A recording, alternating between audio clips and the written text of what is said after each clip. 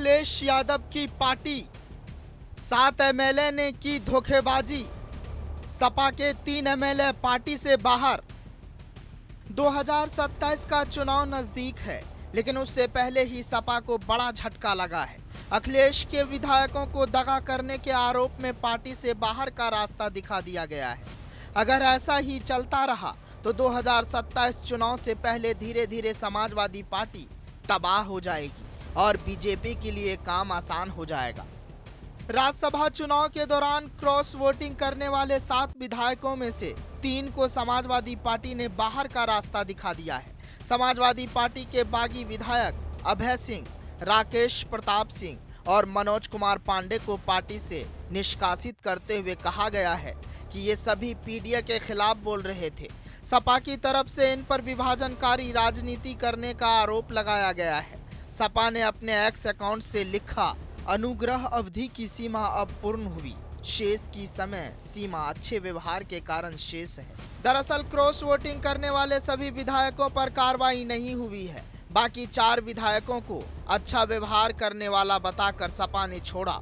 Samajwadi party के 7 विधायकों में राकेश पांडे, राकेश प्रताप सिंह, अभय सिंह, विनोद चतुर्वेदी, मनोज पांडे, पूजा पाल और आशुतोष मौर्य ने एनडीए के समर्थन में मतदान किया था।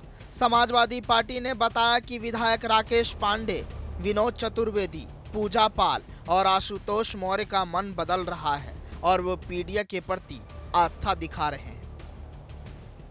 क्रॉस वोटिंग से बीजेपी के संजय सेठ की हुई थी जीत। बता दें कि 2024 के राज्यसभा चुनाव में बीजेपी ने 8 उम्मीदवार उतारे थे और सभी को जीत भी मिली थी। संख्या बल के आधार पर बीजेपी सिर्फ 7 कैंडिडेट को ही राज्यसभा भेज सकती थी, जबकि समाजवादी पार्टी की तरफ से 3 कैंडिडेट मैदान में थे।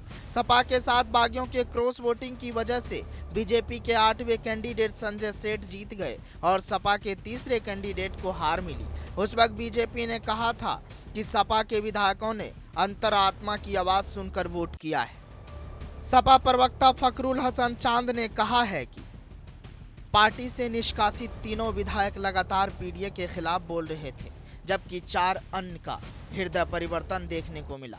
उन्होंने पीडीए के प्रति अपनी आस्था दिखाई है, लिहाजा उन पर एक्शन नहीं लिया गया।